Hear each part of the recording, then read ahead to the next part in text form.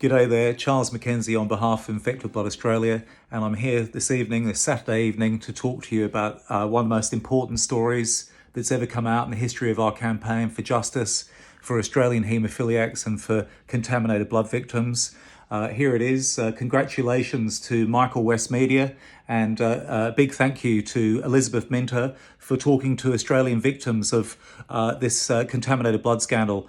Now, for those of you that don't know, right now the UK is coming to terms with its worst ever treatment scandal in the UK. This is these contaminated blood products that led to thousands of deaths and many thousands of infections of hepatitis C and viruses like HIV. And what people don't know is that what happened in the UK had a knock-on effect down here.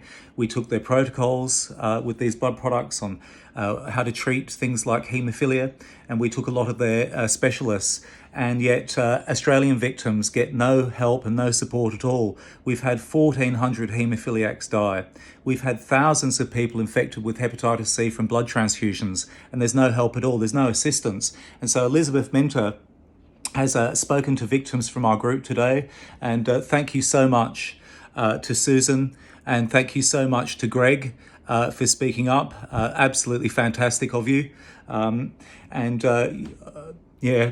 It's a brave thing, and you sacrificed your rights to privacy, and you've done it for Australia, and I thank you, and thank you so much. And you'll see what they've been very kindly said what's been going on, which is English people rightly get support over in the UK, but the British government, they told a lot of lies in relation to this contaminated blood scandal, and so did some of these British specialists. In fact, in 1974, British specialists treating haemophilia decided to actually play down the terrible effects of these contaminated medicines, these factor VIII medicines that were provided to people with the bleeding disorder haemophilia.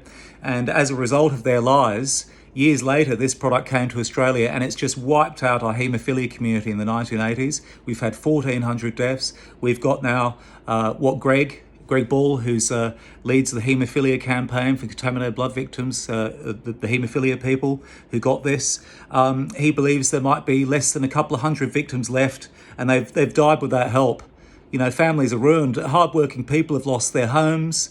Their children don't have the same lives that they might have had this not have happened. And here we have Australian victims getting no help at all, and yet victims overseas getting help. So we need to change that. We want to change that urgently. So please go and have a look. I'll put the link down below in the comments section. Please have a read of this most important story. It details how Australians get treated differently. We're fed up of that. When you come to Australia, it doesn't matter what religion you are, what creed, anything. But, wherever you're from, when you become an Australian citizen, you get treated worse. And we're tired of it.